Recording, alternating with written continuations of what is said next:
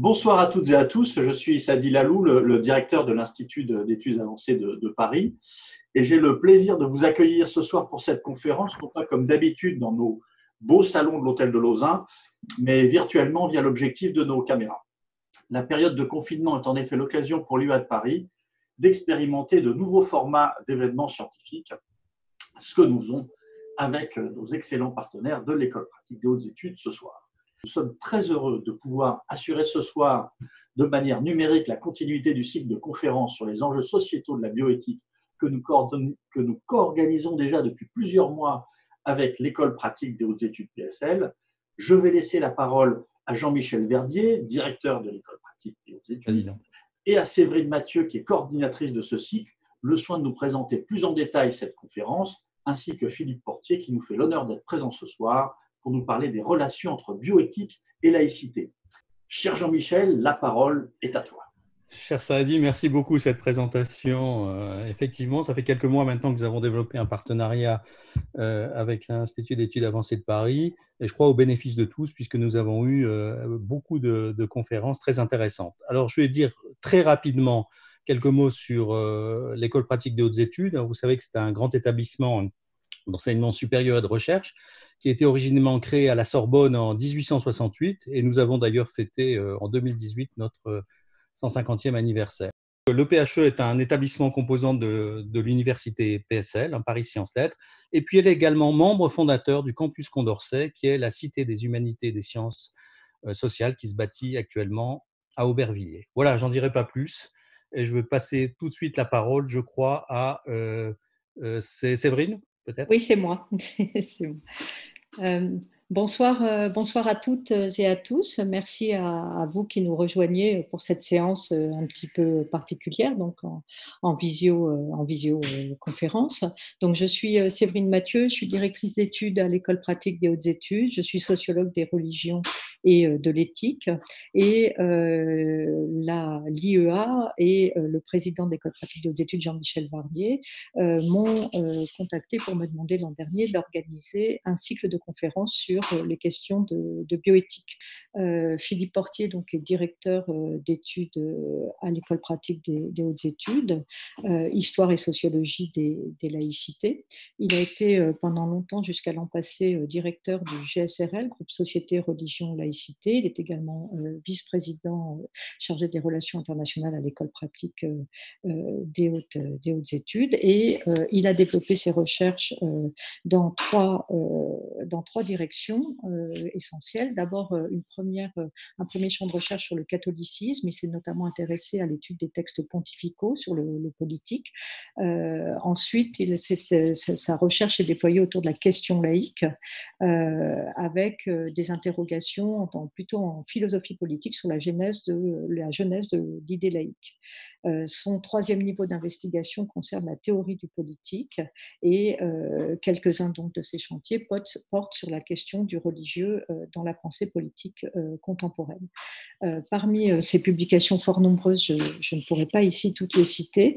Je vous citerai tout simplement à propos de ces questions de bioéthique un ouvrage qu'il a co-dirigé avec Brigitte Feuillet-Liger, qui s'appelle Droit, éthique et religion de l'âge théologique à l'âge bioéthique, qui est paru en 2012. Et je citerai également Métamorphose catholique autour du mariage pour tous avec Céline Béraud, ouvrage dans lequel cette question de bioéthique au regard des débats autour du mariage pour tous est également posée. Voilà, sans plus tarder, je voudrais maintenant laisser la parole à mon collègue et néanmoins ami Philippe Portier pour sa conférence. Je vous remercie. Merci beaucoup Sadi Lalou, merci beaucoup Jean-Michel Verdier, merci beaucoup Séverine Mathieu de m'avoir invité. Je suis très heureux d'être parmi vous aujourd'hui par le truchement de cette visioconférence.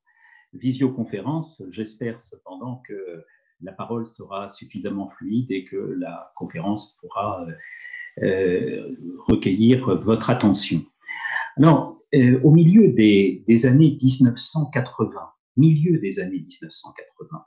Gilbert Hautois, l'un des grands spécialistes belges de la bioéthique, annonçait déjà que la cristallisation des réflexions liées à la gestion du vivant ne manquerait pas, à l'avenir, d'avoir des conséquences lourdes sur les modes d'agencement des laïcités européennes. Il avait ce mot, nous ne pourrons plus faire comme si le religieux n'existait pas.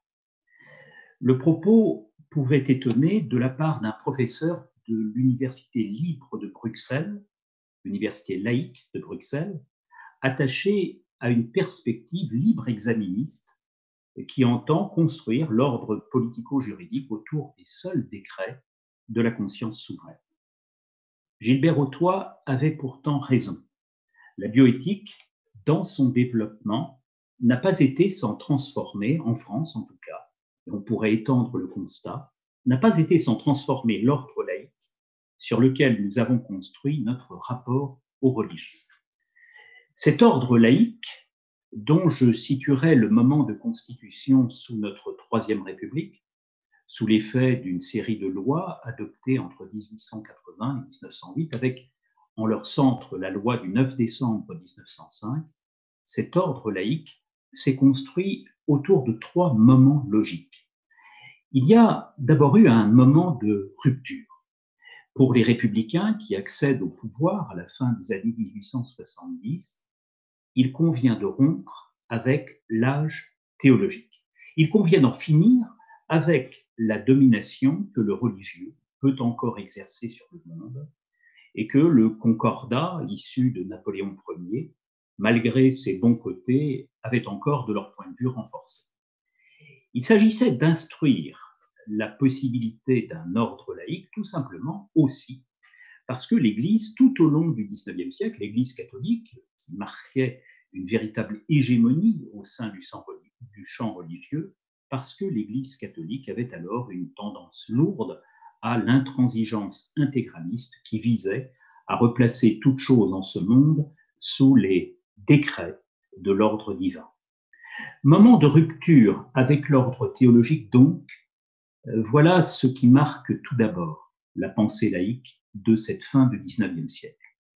Mais il y a aussi, en lien avec ce moment de rupture, un moment logique de fondation qui s'exprime de la manière suivante sous la plume de Ferdinand Buisson, l'un des grands penseurs, l'un des grands acteurs de la laïcité sous la Troisième République. Nous sommes le pays, dit Buisson, qui a entrepris d'appliquer les lois de la seule raison au gouvernement des affaires humaines. On voit donc bien que se met en place ici un projet de substitution. Il s'agit de remplacer l'ordre de la religion par l'ordre de la raison, faisant signe lui-même vers l'ordre du progrès.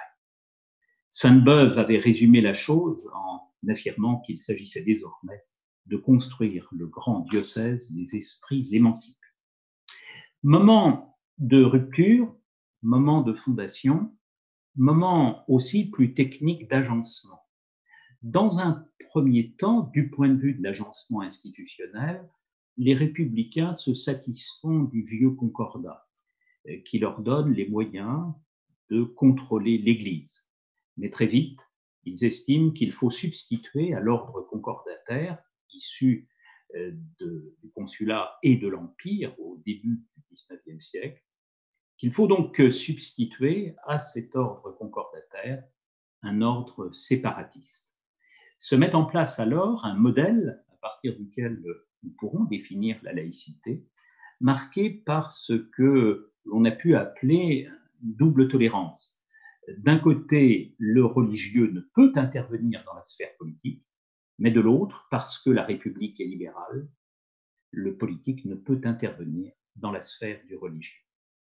Or, cet ordre laïque va se trouver questionné au cours de ces dernières années, au cours de ces dernières décennies même, par l'émergence de toute une série de questions liées à la problématique du vivant. Une problématique du vivant qui apparaît, au fond, dans les décennies qui ont immédiatement suivi la Seconde Guerre mondiale. On peut dire qu'alors, un âge bioéthique se met en place qui se substitue progressivement à l'âge positiviste de l'époque antérieure. Alors cet âge bioéthique, comment le définir?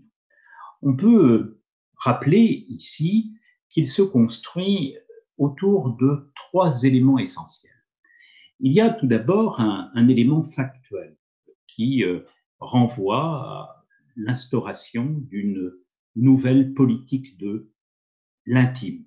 Une nouvelle politique de l'intimité, pour parler comme le sociologue britannique Anthony Giddens, sous l'effet de la pluralisation des sociétés, sous l'effet aussi, et plus encore sans doute, de la technicisation de la gestion du vivant, une tendance lourde à la transformation du mode d'existence sociale et physique de l'humain se met en place. On voit bien que se modifient alors les lois de l'alliance, les lois de la procréation, les lois de la filiation et même, au bout du compte, la figure humaine que nous avions de nous-mêmes. Élément factuel, l'âge bioéthique se caractérise par une transformation de nos modes d'existence sociale et physique, âge aussi évaluatif. Peut-on accepter ce monde qui vient? Peut-on encore cultiver la philosophie du progrès et de la raison qui avait marqué depuis la Révolution française et plus encore depuis le milieu du XIXe siècle le devenir humain? Une partie des scientifiques et des philosophes entend bien s'adapter à l'ordre nouveau du monde, marqué par les transformations de cette politique de l'intime que j'évoquais tout à l'heure. On le voit très clairement chez l'auteur même qui a inventé le mot bioéthique, chez Van Rensselaer-Potter, qui est un professeur américain. On voit bien que chez ceux-là, comme Van Rensselaer-Potter, il n'est nulle nostalgie de la tradition, de l'âge ancien des choses. On promeut là plutôt une logique de l'accommodement.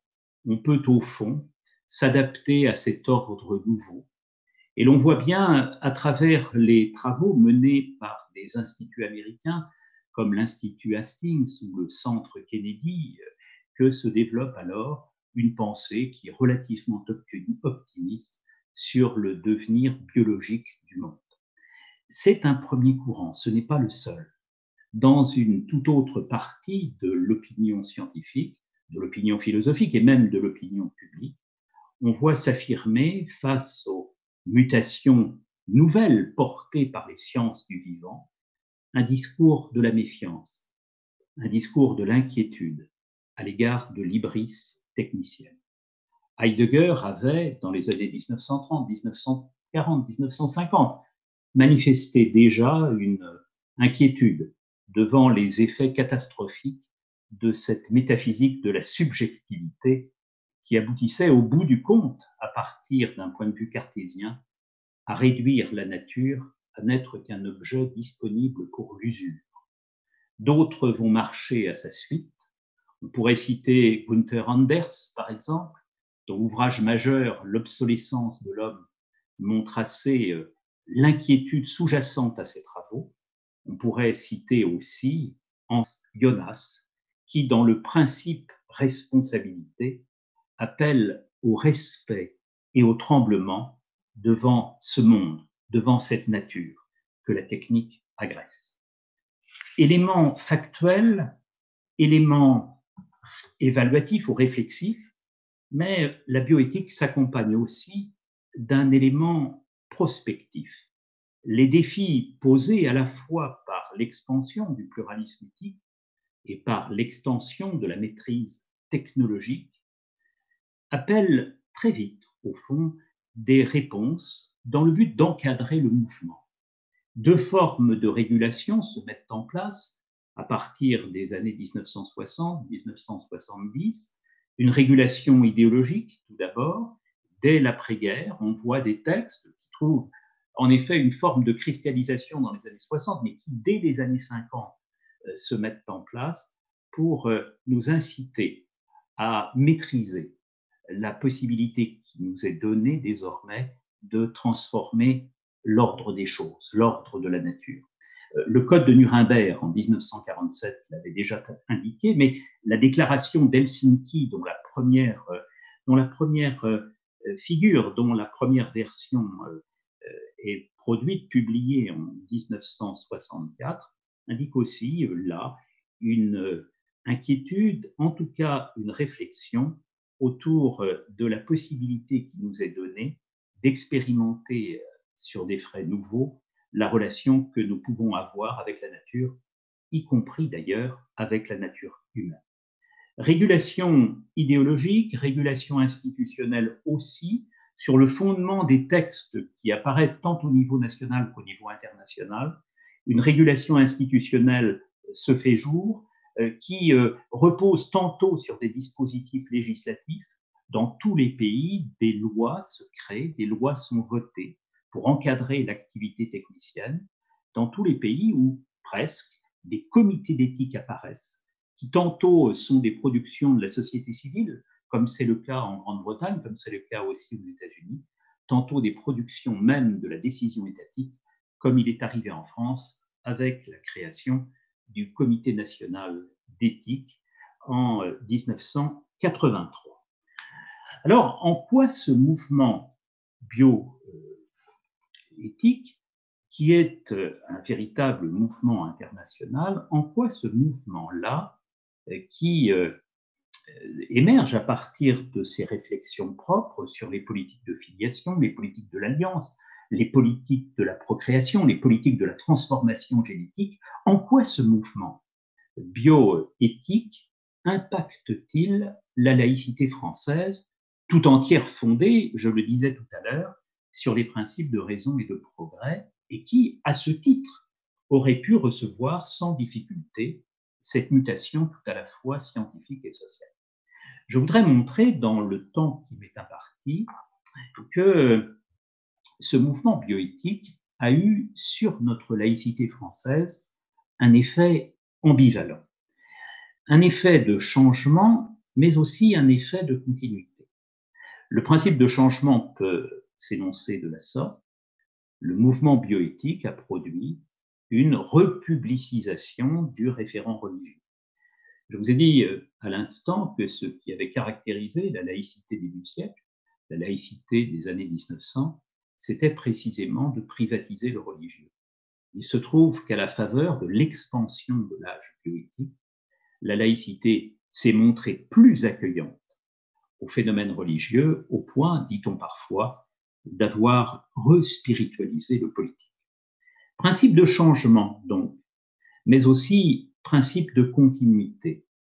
La bioéthique n'a pas entraîné, contrairement à ce qu'on pouvait attendre, une opération de dédifférenciation de la sphère politique.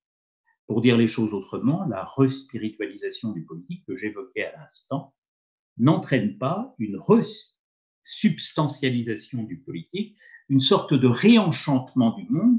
On n'en est pas là du tout. L'État continue de résister à la possibilité, à la potentialité de son assujettissement à l'ordre religieux. À la fois ouverture de la laïcité aux faits religieux, mais en même temps maintien de la souveraineté de l'État qui demeure attaché à une modernité qu'il a dissociée de l'ordre divin des choses. Alors je voudrais conduire la démonstration en deux temps dans le cadre d'un plan diachronique. Une première période nous conduira des années 1880 jusqu'aux années 1970, et je montrerai qu'au cours de cette période, la laïcité s'est dissociée du religieux en privatisant la puissance. Dans une seconde période, celle précisément où émerge l'âge bioéthique au sens que je lui ai donné tout à l'heure, cette transformation des politiques de l'intimité, au cours de la seconde période, à partir donc des années 1970-1980, la laïcité réintègre le religieux en son ordre tout en limitant l'influence. Ces deux parties vont nous servir de structure, vont nous servir de guide tout au long de ce développement. Premier point donc, l'excommunication du religieux. Deuxième point, la spiritualisation du politique. Premier point donc, l'excommunication du religieux.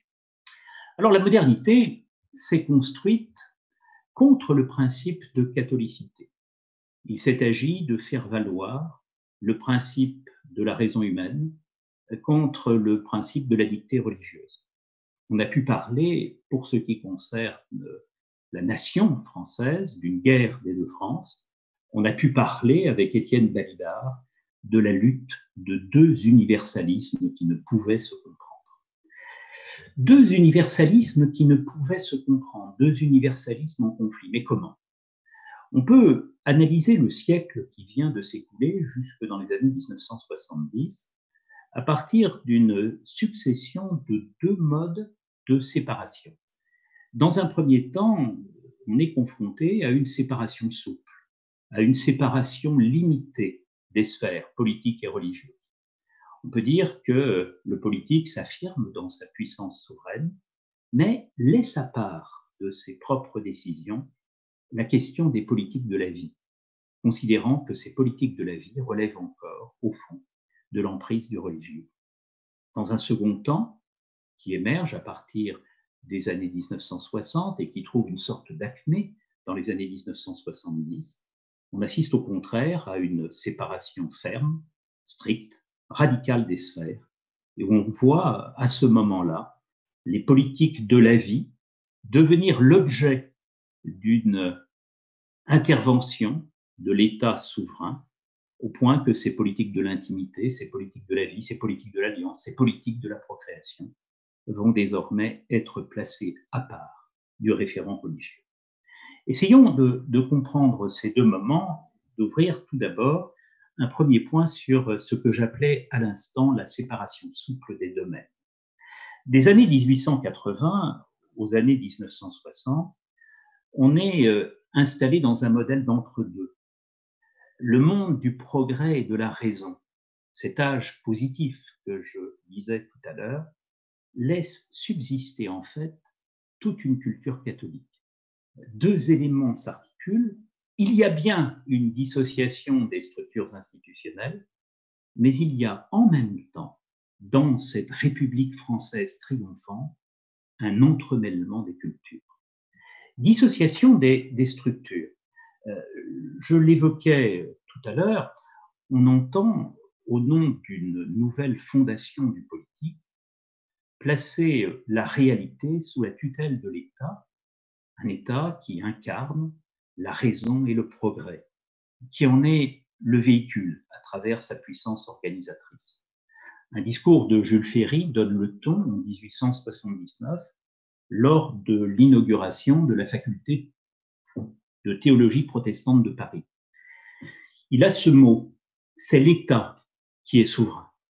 Et dans toutes les matières mixtes, celles où l'Église et l'État pourraient éventuellement se croiser, c'est l'État qui doit toujours l'emporter.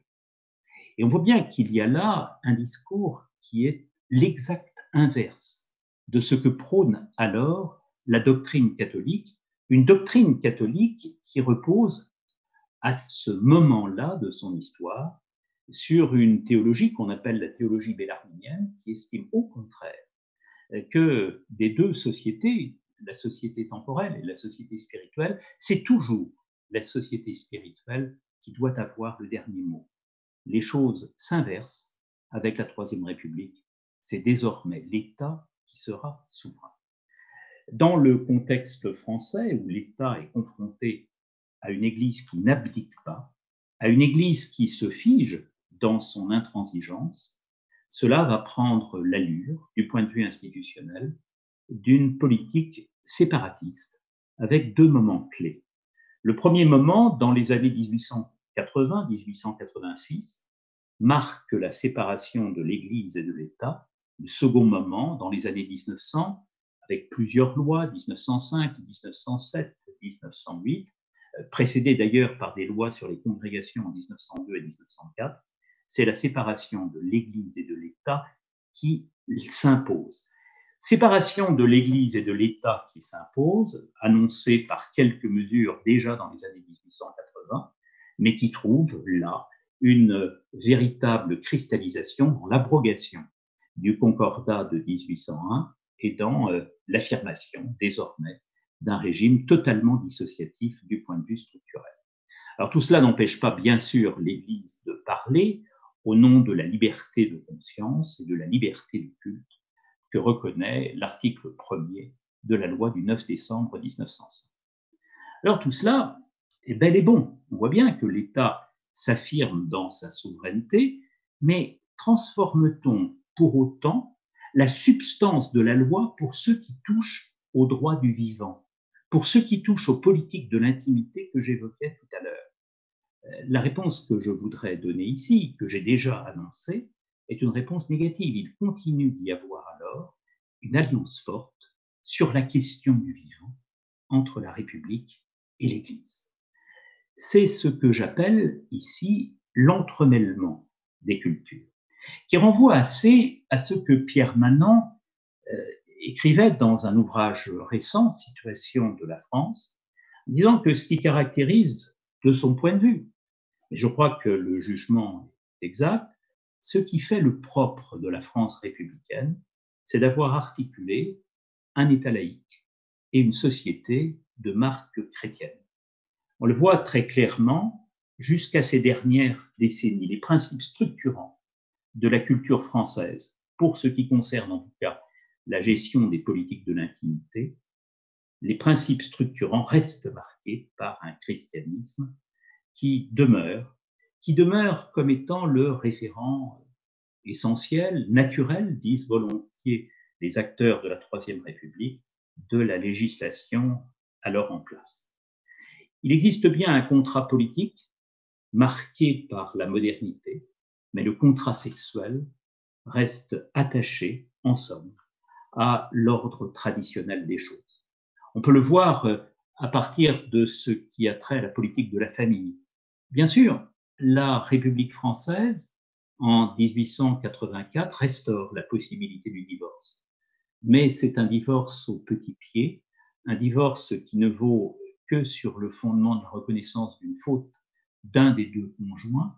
C'est d'autre part un mariage qui, conformément à l'ordre catholique, affirme l'asymétrie des rôles en plaçant au sommet de la hiérarchie familiale, de la hiérarchie matrimoniale, l'homme et en reléguant la femme dans une situation de dévaluation. Politique de la famille, politique aussi de la procréation. Il faudrait ici citer les lois de cette époque qui prohibent, comme en 1920, tout à la fois la contraception et l'avortement. L'Église, d'ailleurs, tout au long de sa grande carrière sous la Troisième République, ne cessera de saluer cette politique tout à la fois morale et démographiquement satisfaisante. Il s'agit alors de relever la France. Alors on pourrait dire, d'ailleurs, en reprenant Michel Foucault dans son Histoire de la sexualité, et en particulier dans son tome 1, La volonté de savoir, que se met en place alors une régulation de la sexualité qui associe, paradoxalement, bizarrement, au regard des intentions des républicains positivistes, qui associe trois types d'acteurs. Les médecins, les administrateurs de l'État, administrateurs de la République, et il ajoute les prêtres. On voit bien que sur cette question de la politique du vivant, de la politique de l'intime, les cultures n'ont pas encore été marquées par le mouvement de dissociation qu'on repère au niveau des structures. Séparation souple, donc, pendant toute une période, mais la dynamique de l'égalité est lancée et on va voir, à partir des années 1960-1970, pointer une nouvelle séparation entre l'Église et l'État, entre le religieux et le politique, qu'on pourrait appeler ici une séparation stricte. On est confronté, dans les années 1960-1970, à une véritable transformation des choses sur le terrain qui est le nôtre aujourd'hui, le problème de l'articulation entre laïcité et bioéthique. Sous l'effet d'un phénomène de dissonance cognitive, l'ancien modèle de répartition des ordres au public, il faut accorder la souveraineté de l'État, au privé, respecter la domination de l'Église, cet ancien modèle qui n'est plus adapté à la société telle qu'elle va bientôt se dissoudre. Ce qui caractérise les années 1960-1970, c'est tout d'abord une transformation des mentalités. La dynamique de l'égalité que relevait Tocqueville au XIXe siècle s'accélère. Elle s'accélère au point de toucher ce que Tocqueville considérait comme étant intouchable, l'ordre naturel des choses, cet ordre de la famille qui lui-même va être percuté par la dynamique de l'individualisation. Dynamique de l'individualisation, exaltation des droits, affirmation de l'état de droit contre l'ancienne idée d'état souverain. On entend désormais que chacun, libre de toute norme extérieure à lui-même, définisse sa propre vie. Une nouvelle éthique se met en place, de plus en plus partagée par les populations, une éthique qui repose au fond sur trois grands principes: le principe d'autonomie, le principe de non-nuisance à autrui. Ma seule limite, c'est de respecter la liberté de l'autre. Et puis, troisième élément, la prise en compte de la souffrance d'autrui dans les décisions que moralement je peux poser. Alors, ce modèle-là, qui est tout entier ordonné autour de l'affirmation du droit de chacun à construire sa propre existence, est le fruit d'une transformation de la société, probablement liée à la fin de la société rurale, qui exerçait tant de poids sur la société française, et à travers ce poids qui reconnaissait à la matrice catholique de tout temps liée à la ruralité un véritable pouvoir d'influence. Transformation de la société, un monde urbain se fait jour, davantage marqué par la déliaison des existences. Et puis à côté de ce facteur macro-social, il faut évoquer aussi la mobilisation de la société autour de groupes féministes, de groupes de libération, qui estiment que même la sphère privée doit être politique, c'est-à-dire investie par la décision de l'État. Les républicains n'allaient pas jusque-là. Ils considéraient que la sphère privée devait demeurer régie par un droit naturel porté par la tradition ancestrale. On n'en est plus là dans les années 1970. Privacy is political. La sphère privée peut devenir l'objet d'une politique publique. C'est l'idée, au fond, que même le privé doit être soumis, ce que l'on ne prévoyait pas au XIXe siècle, au vaste mouvement de la démocratisation, de l'égalisation des conditions. Alors, trois discours s'entremêlent pour justifier cette nouvelle intervention de l'État dans cette sphère privée, ouverte désormais à la possibilité d'une législation transformatrice. Il y a un discours d'abord de la science qui affirme dans ces années-là que l'ordre naturel n'est pas naturel, mais qu'il a fait l'objet tout au long de l'histoire d'une construction symbolique intéressée par l'Église d'abord, prolongée par les républicains ensuite. Il y a d'autre part un discours sur les droits. Cette idée que ce qui fait un homme, c'est d'abord l'importance qu'il accorde à des droits à partir desquels il va pouvoir, sur ses libertés premières, construire une existence à son gré. Et puis il y a aussi, ce qui nous ramène à notre sujet d'aujourd'hui, un discours sur la laïcité. La laïcité, dit-on dans les années 1960-1970, ce n'est pas simplement de répartir les sphères de compétences administratives entre l'Église et l'État. C'est aussi plus fondamentalement le fait de se séparer de toute une hétéronomie culturelle. Le fait d'affirmer que désormais, ce qui fait le laïc, ce n'est pas tant de réduire l'Église à n'être qu'un culte, c'est aussi de remettre en cause tout ce que la culture catholique a pu léguer à la société contemporaine.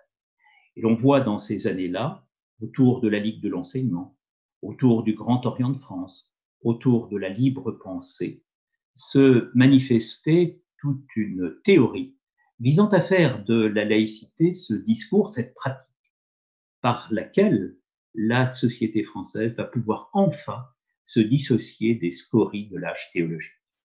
Cette transformation des mentalités appelle une transformation des législations et, comme nous le savons, dans les années 1960-1970, se modifie tout à la fois la politique de l'alliance et la politique de la procréation. Politique de l'alliance, on voit bien que le vieux divorce, le divorce pour faute s'efface et qu'apparaît en 1975 le divorce par consentement mutuel. Et l'on voit bien que la vieille autorité paternelle se dissout pour qu'apparaisse enfin l'autorité parentale qui place à parité l'homme et la femme dans la gestion du foyer. Bref, une famille relationnelle se substitue à la famille institutionnelle de l'âge ancien, une famille institutionnelle appuyée tout à la fois sur la magnification du sentiment et sur désormais la reconnaissance de l'égalité. Politique de l'alliance, politique aussi de la procréation et de la filiation, l'interdit de la contraception, l'interdit de l'avortement disparaissent. Et l'on voit même désormais que se trouve remise en cause la conception biologique de la procréation à travers une législation qui, dès 1994, permet l'assistance médicale à la procréation. On est finalement là au bout d'un vaste processus. Nous annoncions déjà au XIXe siècle le principe de privatisation de la foi, le principe de privatisation de la religion, la foi simplement dans la sphère privée des individus qui le souhaitent. La promesse n'avait pas été réalisée. Elle se trouve réalisée dans les années 1960-1970. On voit que les dernières traces de l'âge théologique s'effacent désormais de l'âge législatif, de cet âge qui affirme enfin l'État souverain dans sa plénitude la plus forte. Alors, évidemment, cette période aurait pu persister. Elle aurait pu persister sur le fondement de cet ethos nouveau qui place l'affirmation de l'autonomie du sujet au cœur même de ses préoccupations. Ce n'est pas pourtant ce qui va se passer.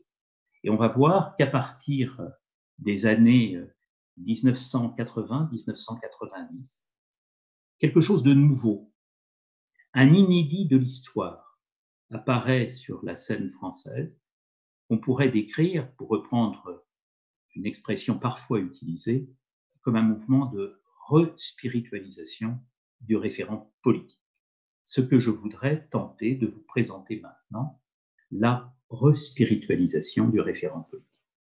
On a assisté donc au cours de ces dernières années à un retour du religieux dans la sphère publique à la faveur d'une réflexion sur les politiques du vivant. Ça n'est pas l'unique facteur, mais c'est un facteur tout à fait essentiel qui explique pourquoi le religieux est revenu au cœur même de nos préoccupations nationales.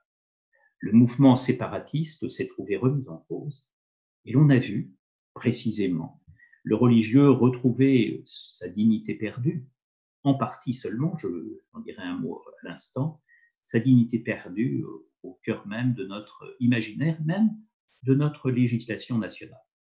On a pu évoquer ce mouvement, je pense ici aux travaux de Jean-Marc Ferry, comme le passage d'une première figure de la modernité triomphante du 19e et du début du 20e, à une seconde figure de la modernité, qui serait celle qu'il appelle la modernité seconde, qu'on pourrait appeler aussi une modernité hésitante, et parfois désenchantée, qui appelle précisément un réenchantement du monde. Alors, comment les choses se sont-elles passées? Je voudrais essayer de décrire ce processus de respiritualisation du politique qui, d'une certaine manière, remet en cause l'ordre séparatiste que j'ai décrit en évoquant la loi de 1905. On pourrait décrire les choses à partir d'un raisonnement en deux temps logiques. Pourquoi y a-t-il eu une évolution en ce sens? On peut dire que la société a produit une heuristique de la prudence face au vaste mouvement de transformation scientifique. Et que sur le fondement de cette heuristique de la prudence, elle a mis en place une politique inédite, que j'appellerais ici une politique de l'éthique. Alors, heuristique de la prudence. Il y a eu au cours de ces dernières années un certain nombre d'éléments du point de vue de la transformation scientifique de nos existences qui ont amené les acteurs politiques à transformer une grande partie de leur propre référentiel. Je pense ici à un mot de François Mitterrand. François Mitterrand, Parti socialiste, qui avait défendu ce Parti socialiste, toute l'idée laïque séparatiste. Et François Mitterrand, en inaugurant le Comité national d'éthique, Comité consultatif national d'éthique et des sciences de la vie en 1983, à ce mot: le temps de la morale est venu. Le temps de la morale est venu, dit-il, maintenant que nous sentons, maintenant que nous ressentons la vulnérabilité de nos propres existences, confrontées à des processus techniques que nous risquons de ne pas maîtriser. Et on voit qu'il y a dans ce texte-là, le temps de la morale est venu, une sorte d'écho un peu lointain, un peu dilué à la thèse de Hans Jonas que j'évoquais tout à l'heure, qui appelle dans les années 1960-1970 à substituer au principe d'autonomie le principe de responsabilité en s'appuyant sur ce qu'il appelle une heuristique de la peur. Alors, je n'ai pas retenu cette expression, je lui ai préféré l'expression heuristique de la prudence, parce que je crois que nos sociétés sont ambivalentes, elles ne sont pas totalement figées dans une sorte de principe de précaution, comme je vais le montrer tout à l'heure. Elles tentent d'articuler tout à la fois la préservation de l'existant et la possibilité du changement. Alors, que se passe-t-il dans ces années-là pour que un président socialiste, François Mitterrand, parle du temps de la morale? Ce qui advient, ce sont d'abord des mutations techniques. Jusqu'alors, la médecine était une médecine médicatrice, pour parler comme Georges Canguilhem, une maîtrise restaurative où il s'agissait de restaurer l'harmonie de la constitution humaine lorsqu'elle était confrontée à des dégradations, à des perturbations, à des dysfonctionnements. On passe alors à une médecine transformative. Une médecine transformative qui admet la fécondation in vitro, qui envisage la manipulation du génome, qui, dans ses rêves les plus fous, évoque après la brebis Dolly la possibilité d'un clonage humain. Autant de thèmes qui renvoient, en somme, à l'idée que ce que nous considérions hier comme sacré pourrait bien, dans l'avenir, être profané. Des choses se transforment et qui appellent à modifier l'image que nous avons de nous-mêmes, l'image que la tradition nous a transmise à travers le temps, cette image de nous-mêmes, cette image de notre propre nature, pour parler comme Jürgen Habermas, qui est pourtant un intellectuel extrêmement critique tout au long de sa grande carrière universitaire. On voit apparaître alors des transformations radicales touchant à la filiation, avec la possibilité d'une dissociation entre parentalité génétique, parentalité juridique, parentalité éducative, à travers en particulier la procréation médicalement assistée. On voit apparaître aussi, c'est le grand motif de réflexion de Jürgen Habermas, à travers la possibilité du clonage, une remise en cause de ce qui fait le propre de l'idée de sujet dans la civilisation occidentale, sa profonde singularité. Voici que peut-être la science ferait de nous, pour le futur, des êtres semblables à ceux qui ont déjà existé sans que s'affirme nullement l'individualité sur laquelle s'est pourtant construit l'éthos occidental. Et puis on pourrait ajouter enfin une remise en cause de la bilatéralité à travers cette idée qu'un homme et un homme, une femme et une femme peuvent non seulement faire famille, mais également faire mariage, mais également donner le jour à travers toute une série de dispositifs techniques à de nouvelles vies.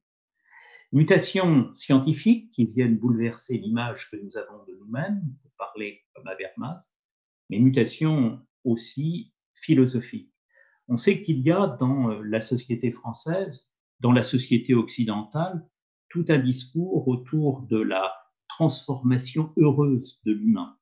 Cette idée développée par le transhumanisme d'un Nick Bostrom, d'un Max More, selon laquelle, au fond, le devenir de l'homme dépend de sa propre volonté et que nous pourrons demain augmenter par la science, par la technique, nos propres aptitudes tout à la fois physiques et intellectuelles.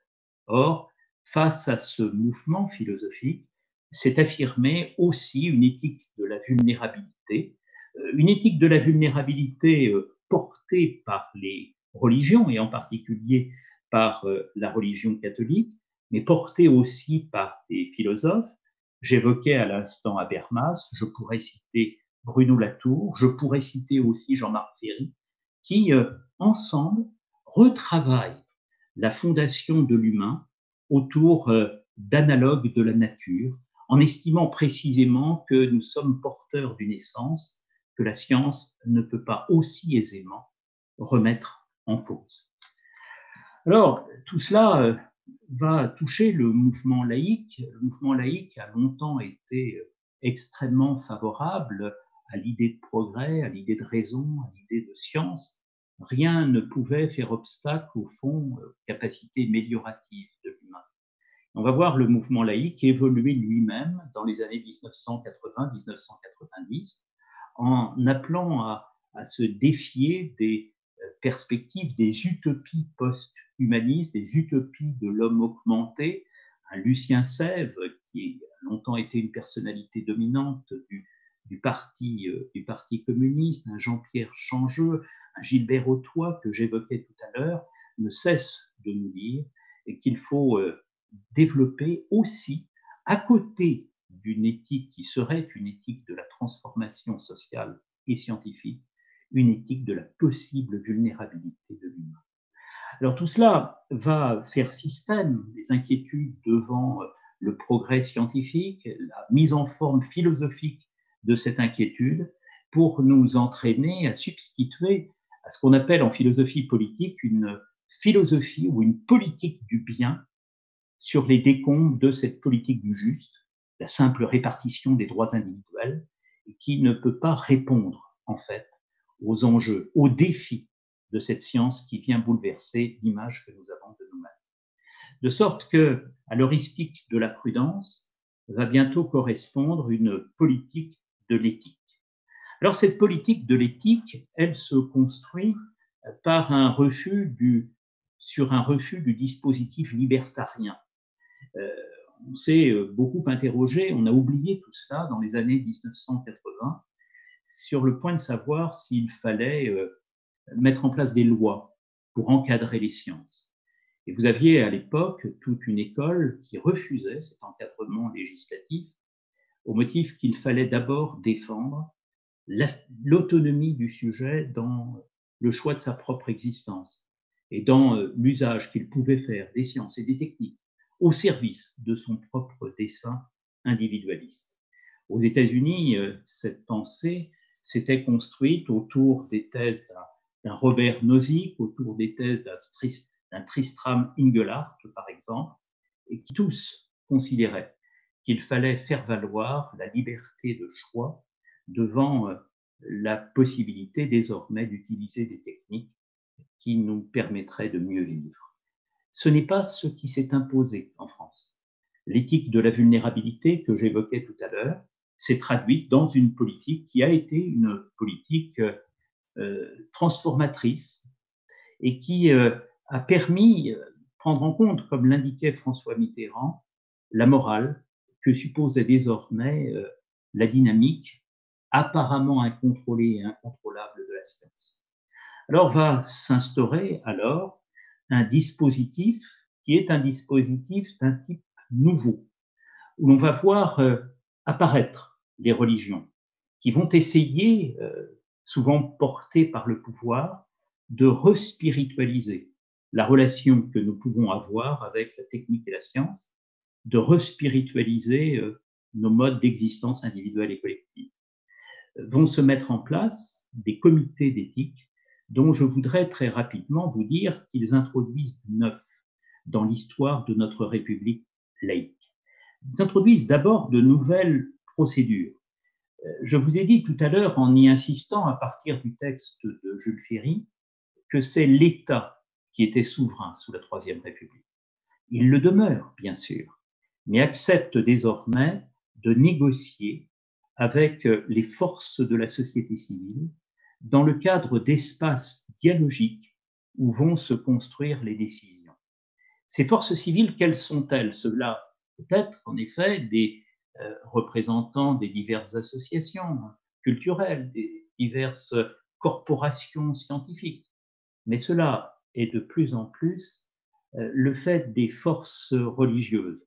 François Mitterrand l'avait bien précisé en 1983, en portant sur les fonds baptismaux le comité consultatif d'éthique. Nous avons besoin d'une sagesse limitative, disait-il, et il avait introduit à l'intérieur de ce comité national d'éthique des représentants des familles spirituelles et philosophiques. Et l'on trouve chez Emmanuel Macron les mêmes harmoniques. Il nous dit, dans un discours prononcé en avril 2018, « Il faut trouver la limite, car la société est ouverte à tous les possibles. Mais la manipulation et la fabrication du vivant ne peuvent s'étendre à l'infini sans remettre en cause l'idée même de l'homme et de la vie. » Vous voyez à l'œuvre ici cette éthique de la vulnérabilité que je disais à l'instant. Et il poursuit, faisant appel précisément à la sagesse des limites portées par les églises. « J'entends l'Église lorsqu'elle se montre rigoureuse sur les fondations humaines de toute évolution technique. J'entends la voix de l'Église lorsqu'elle nous invite à ne rien réduire à cet agir technique dont vous avez parfaitement montré les limites. » On voit à l'œuvre ici la dualité aristotélicienne de la praxis et de la poiesis. La poiesis, c'est le faire, la possibilité d'agir sans limite ni finalité. La praxis, c'est au contraire l'idée qu'il faille soumettre l'hybris, la démesure technicienne, à la possibilité d'un discours de contrôle. Et l'on voit bien que cette idée-là, que portent les religions, se trouve accueillie aujourd'hui par les dirigeants. Des procédures neuves, donc, qui remettent en cause la laïcité légicentriste et étatiste du 19e et du début du 20e siècle, mais des normes neuves aussi. La loi, dans la tradition laïque, est une loi fixe, une loi qui exprime à soi seule la vérité du social à un moment donné de son existence. On voit bien que les choses ont changé et qu'à travers l'articulation entre l'État et les comités d'éthique se met en œuvre une autre façon de produire de la norme. La norme ne s'impose pas à partir d'une vérité, fût-elle la vérité d'une Assemblée nationale. Elle procède d'un espace dialogique qui fonctionne tantôt au compromis, tantôt au consensus et au sein desquels, précisément, les religions peuvent avoir leur place. Une norme dialogique, mais aussi une norme temporaire, cette idée qu'en fonction des discours, qu'en fonction du croisement des convictions séculières et des convictions religieuses, et à l'intérieur des confessions séculières et des confessions religieuses, dans le pluralisme qui les caractérise, la possibilité de produire une norme toujours réversible, qui renvoie d'ailleurs à ce que disait le président du Comité consultatif national d'éthique, Jean-François Delfraissy.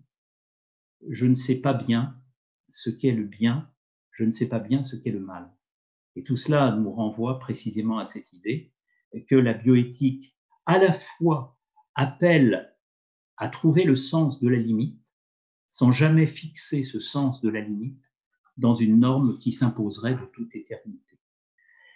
Alors, s'agit-il pour autant de faire retour à une politique de réenchantement du monde par le religieux? Je voudrais, de ce point de vue, et je crois l'avoir précisé à travers ce que je viens de dire, de la remarque de Jean-François Delfraissy, je voudrais répondre ici de manière très ambivalente. Il y a bien sûr un maintien de la rhétorique traditionnelle, ce qu'on appelle parfois un modèle français de la bioéthique, construit autour de l'idée de dignité. c'est un mot qui est souvent utilisé, un mot qui est à la fois thomiste et ancien, qui est souvent utilisé par ceux qui sont les promoteurs de l'âge bioéthique. Mais cette rhétorique traditionnelle vaut dans le cadre d'une idéologie qui est une idéologie du dialogue, de la transaction, du compromis, fondée sur l'articulation de trois types de sources qui entrent temporairement en conflit, en négociation, en compromis. La source de la science, la source de la liberté, et puis la source d'une dignité substantielle portée souvent par le discours religieux. J'en ai terminé sur cette intervention et je voudrais conclure par une réflexion plus large. José Casanova, qui est un professeur américain d'origine espagnole, a remis en cause récemment la théorie conventionnelle de la sécularisation. Selon cette théorie, le religieux serait voué à disparaître dans l'histoire ou en tout cas à se privatiser. Il nous disait José Casanova que ce qui marque les sociétés contemporaines, c'est précisément le fait que le religieux se republicise et qu'il trouve au cœur même de la sphère publique motif à s'exprimer pour poser précisément cette théorie des limites qu'appelle l'évolution, parfois l'évolution scientifique de nos sociétés. Mais il ajoutait aussitôt que cette republicisation du religieux ne se traduit pas pour autant par une dissolution de l'État, parce qu'on pourrait appeler en langage durkheimien une dédifférenciation de l'État.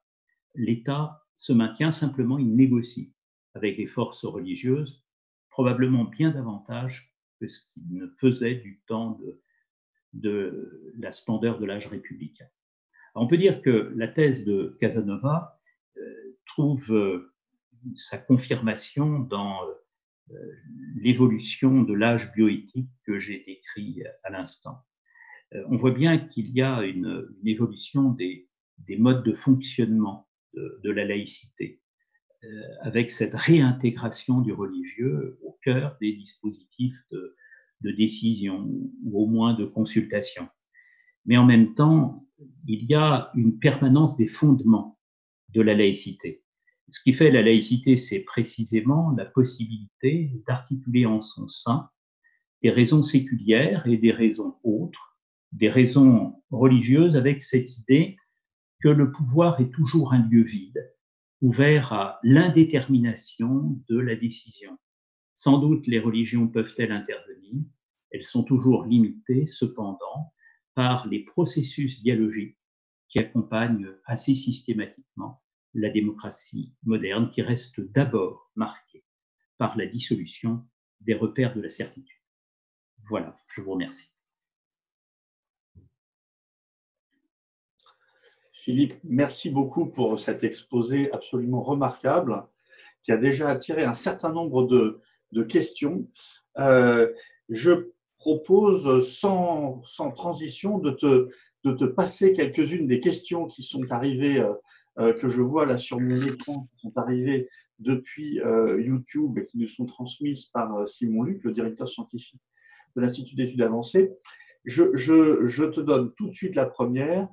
Peut-on lier la résurgence des théories créationnistes, notamment aux USA, enseignées au même niveau que la théorie évolutionniste, au passage de la science triomphante à la science désenchantée? C'est une question importante sur laquelle nous avons réfléchi au sein de l'école pratique des hautes études, dans le cadre d'un ouvrage qui s'appelait Théorie de l'évolution et religion. Alors,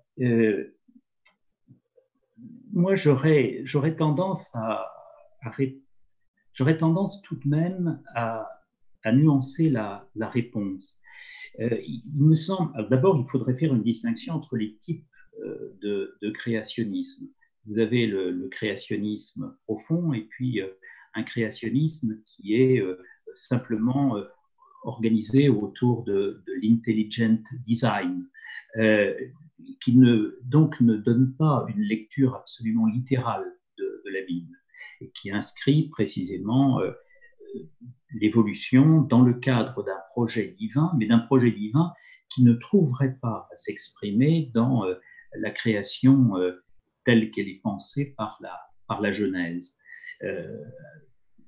défendant précisément l'idée d'une possible lecture allégorique de la Bible dans son livre de la Genèse.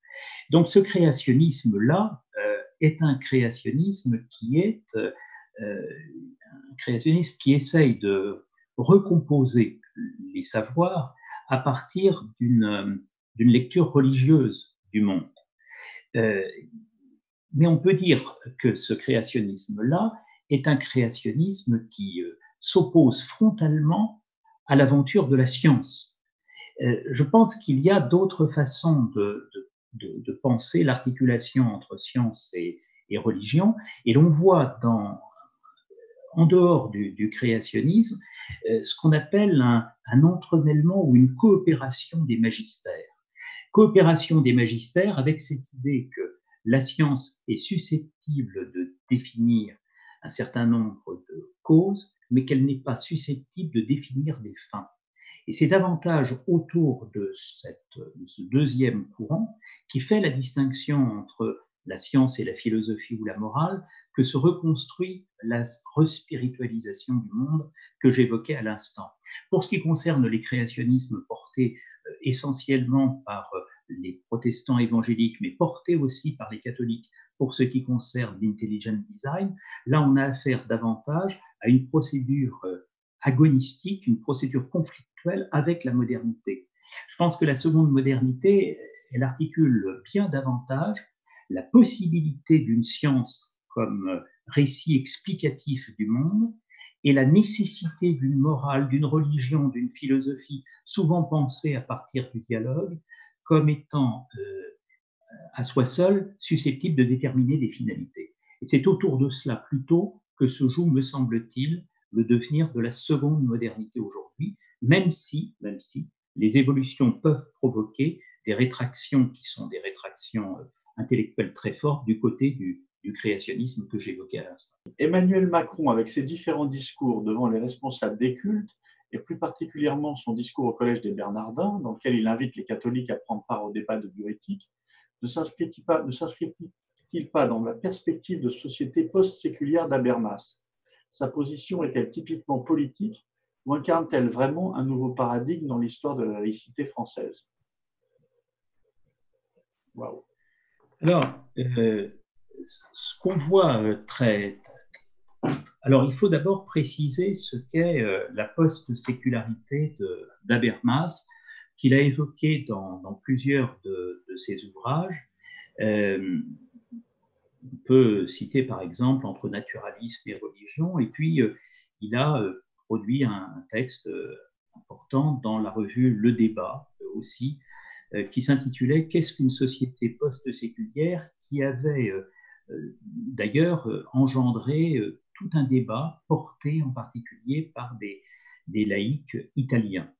Alors la thèse d'Habermas, c'est de dire que nos sociétés sont des sociétés séculières, des sociétés qui ont été sécularisées, des sociétés qui vivent aujourd'hui dans un horizon post-métaphysique, marqué par cette idée que le pouvoir politique est différencié, que la souveraineté est affirmée, que la science a trouvé son autonomie et qu'une possibilité de réenchantement total du monde est désormais totalement derrière nous.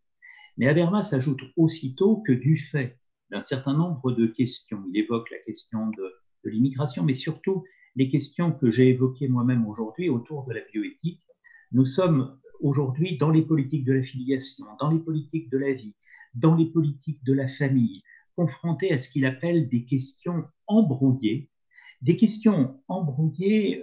où nous sommes confrontés à un déficit de sens, où la norme ne fait plus cohérence. Et c'est précisément à ce stade-là qu'il fait intervenir l'idée d'une post-sécularité. Nous demeurons dans un univers de la sécularisation, mais qui, étant donné les défis que nous rencontrons, a besoin de reconstruire du débat au sein duquel les religions pourraient avoir toute leur place. Il développe tout un discours sur les ressources du religieux et les conditions de leur participation au débat. La ressource du religieux, elle tient tout à la fois à une expérience historique et à un dépôt scripturaire qui place au cœur de ces principes l'idée de sacralité de l'humain, l'idée de solidarité, l'idée de fraternité, l'idée d'amour, qui permettrait dans une société laissée au seul culte de l'individualisme de redonner du lien à une société qui, par ailleurs, demeure une société dissociée de Dieu. Alors, est-ce que Emmanuel Macron s'inscrit dans cette perspective-là? Toujours très difficile de juger du discours d'un acteur engagé dans l'immédiat. Quelle est sa part de sincérité? Quelle est sa part de stratégie? Ce que l'on peut dire, c'est que depuis, en gros, les années 1980, j'avais essayé de reprendre un certain nombre de discours d'acteurs politiques. Il y a tout de même, depuis les années 1980, toute une série de discours qui vont dans le sens d'Emmanuel Macron. Cette idée que le politique ne peut pas tout faire et qu'il a besoin, sur le terrain de la définition des finalités, du secours des forces de la société civile et au sein de la société civile, des convictions philosophiques et spirituelles. Et ça, c'est un point qu'on voit en gros depuis les années 1980 et qui accompagne l'émergence de cette seconde modernité que j'évoquais tout à l'heure. Au-delà d'Emmanuel Macron, on voit bien qu'il y a en somme une interrogation des politiques sur les limites du pouvoir souverain, sur les limites de cet État qui hier encore pouvait prétendre être, comme le disait Durkheim, la conscience claire, la conscience ferme, la conscience forte de la société, et qui aujourd'hui se trouve démunie, frappée de décroyance face à des défis que, par elle seule, la rationalité étatique ne parvient pas à résoudre. Et du coup, si vous voulez, le schéma habermasien devient une ressource pour ces acteurs politiques qui essayent de compenser les faiblesses de l'État souverain par le recours à des forces extérieures dont ils disent toujours qu'elles sont marquées par une sagesse ancestrale, par une expérience historique aussi qui permet d'apporter leur lumière à la société dans son ensemble. La difficulté, et c'est le troisième point de ma réponse, c'est que les religions peuvent intervenir à la marge, donner des éclairages, mais très souvent, elles ne sont pas suivies par les acteurs politiques. Elles permettent de définir une certaine rhétorique. J'évoquais tout à l'heure la rhétorique de la fraternité, la rhétorique de la dignité, mais sur le fondement d'une société qui est de plus en plus marquée par la sécularisation des comportements.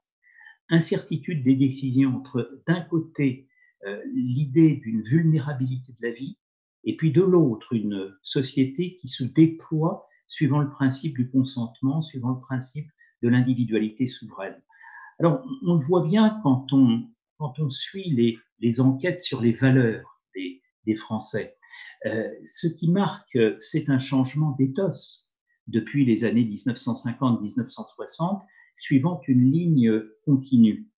On voit que le principe premier de la morale, c'est le principe d'autonomie, à quoi s'ajoute le principe du respect de l'autonomie de l'autre. Au fond, ma liberté ne vaut que lorsqu'elle respecte la liberté d'autrui, mais en disant cela, je ne m'impose qu'une contrainte horizontale. Et tout ce qui relève des contraintes verticales portées par les religions se trouve remis en cause par l'opinion publique contemporaine. Puis j'ajouterai un troisième point que Tocqueville annonçait lui aussi au XIXe siècle. Ce troisième point, c'est la prise en compte de la souffrance d'autrui, qui peut expliquer aussi pourquoi nos lois bioéthiques sont des lois qui sont de plus en plus favorables au principe consensualiste, à l'idée de consentement des individus à leur propre usage des techniques. Vous souffrez parce que vous ne pouvez pas avoir d'enfant, qu'à cela ne tienne, la procréation médicalement assistée doit vous être offerte. Vous souffrez parce que vous voudriez disparaître de cette vie au nom d'une euthanasie qui vous permettrait de mourir dans la dignité, qu'à cela ne tienne, on vous l'accordera parce que vous souffrez. Vous souffrez parce que vous êtes des femmes, demain des hommes homosexuels. On doit pouvoir vous accorder la procréation médicalement assistée. On voit que tout cela renvoie à un schéma qui était pratiquement présenté d'une manière cristalline dans De la démocratie en Amérique de Tocqueville, dans son pronostic du devenir de la société occidentale, l'articulation de 3 points qui construisent notre éthique de vie: principe d'autonomie, principe de non-nuisance à autrui, principe d'acceptation, de sollicitude pour la souffrance d'autrui. Mais on voit bien que ce triangle-là, qui peut être porté par des aspirations extrêmement généreuses, que ce triangle-là est antinomique avec celui porté par les grandes religions, dont le système de sens est bien davantage un système de verticalité et non pas simplement de contrainte horizontale comme celle que j'essayais de décrire à l'instant. Merci. Je vais encore prendre une question, parce que je ne sais pas à quelle heure on doit arrêter. J'ai l'impression qu'on s'approche de la fin. J'en ai plusieurs autres. Il y en a une ici qui nous dit que vous attribuez une grande part à l'évolution individualiste des mentalités dans ces changements dans la régulation de l'intime. Cependant, la prise par l'État du contrôle des politiques de la vie dans les années 60-70 correspond à la maturation des technologies du vivant, notamment pour la procréation. L'État devient catholique au sens d'une ambition de régulation universelle générale en s'appuyant sur la technologie. Donc, quelle est la part du changement de la technologie et comment se fait l'évolution, par exemple, dans d'autres pays comme les États-Unis ou dans d'autres théocraties? Alors, il y a beaucoup de choses dans cette question. Les questions sont tout à fait passionnantes. La remarque de la personne qui a posé la question nous renvoie à tout un courant foucaldien et post-foucaldien qui a développé l'idée suivant laquelle, j'espère ne pas faire une mauvaise interprétation de la question qui m'a été posée, et c'est là que ce serait, qu'on voit que dans le cadre d'une salle de conférence, ce serait plus facile parce que je pourrais avoir un retour immédiat. Il y a eu dans les années 1970-1980 tout un courant pour estimer que finalement ces lois autour de l'avortement en particulier, on pourrait dire la même chose sur la procréation médicalement assistée. J'avais défendu aussi cette thèse dans l'ouvrage dont parlait Séverine Mathieu tout à l'heure, que ces lois-là sont des lois qui, après les disciplines massives du 19e et du début du 20e siècle, introduisent des disciplines plus intériorisées. C'est-à-dire que l'État semble nous donner des libertés publiques et individuelles de plus en plus affirmées, et en définitive, par toute une série de dispositifs, grands concepts foucaldiens, soumettrait notre propre autonomie à des règles qu'il poserait lui-même et que développerait ensuite dans la société ce que Foucault appelait le micro-pouvoir. Alors, un exemple a été donné de ce point de vue, mais les choses sont aujourd'hui un peu derrière nous, dans les conversations qui devaient être organisées après la loi Veil de 1975, lorsqu'il s'agissait pour une femme de demander un avortement. Et les sociologues qui ont travaillé sur cette question montraient bien que les femmes étaient contraintes à une sorte de confession laïque, dans le fait en particulier d'affirmer un parcours biographique qui les conduisait à considérer d'une part que l'avortement était pour elles un malheur et que deuxièmement, elles ne pouvaient pas faire autrement. Et on voyait bien que s'imposait là toute une conception du monde qui, en définitive, conduisait à produire une sorte de culpabilisation, même si, et donc de normativisation de l'existence de la femme qui souhaitait avoir cet avortement, cette interruption de grossesse, et qui donc fixait l'autonomie dans un cadre prédéterminé. Ça, c'est un premier élément, je crois, très, très important. J'aurais défendu cette thèse, et je l'ai fait d'ailleurs dans un article. Je reviendrai volontiers sur ce point désormais, et je pense que plutôt qu'une interprétation foucaldienne, il faut plutôt, me semble-t-il, valoriser aujourd'hui une interprétation tocquevillienne qui viserait à montrer que dans leur lent cheminement, qui s'accélère d'ailleurs, c'est toujours autour du consentement, autour de l'autonomie que se construisent aujourd'hui les législations. De sorte que plutôt que de parler d'une disciplinarisation des existences, j'évoquerai davantage, c'est d'ailleurs ce que j'ai fait dans l'exposé, une individualisation des existences que les législations sont de plus en plus contraintes de prendre en cause, de prendre en compte en dépit de la participation des religions à la production du consensus. Ça, c'est un premier point. Deuxième point, autour des théocraties, moi, je serais très, très, malgré la présence de Trump, malgré la force des évangéliques, la puissance sociale et intellectuelle des évangéliques, on retrouve le créationnisme de la première question de la Bible Belt.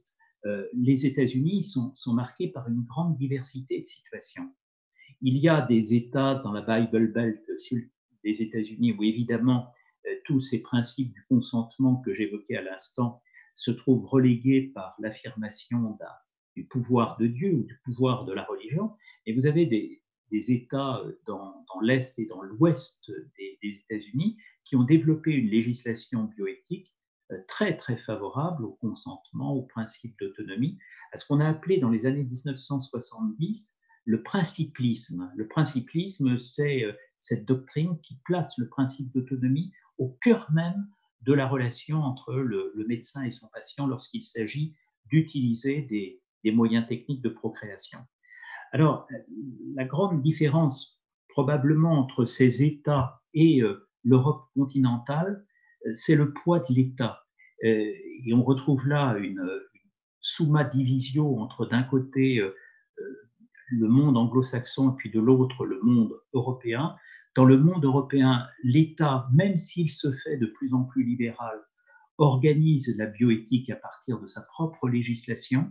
Dans le cadre des États que je citais à l'instant, et on pourrait mettre en évidence aussi le cas de l'Angleterre, la Grande-Bretagne, dans cette perspective, c'est à partir de la société civile, dans les relations interindividuelles entre le médecin, le technicien, le patient, que se construit là la relation bioéthique sur le fondement des principes que j'évoquais tout à l'heure, qui sont des principes liés à une théorie très importante aux États-Unis qui s'appelle la théorie principliste.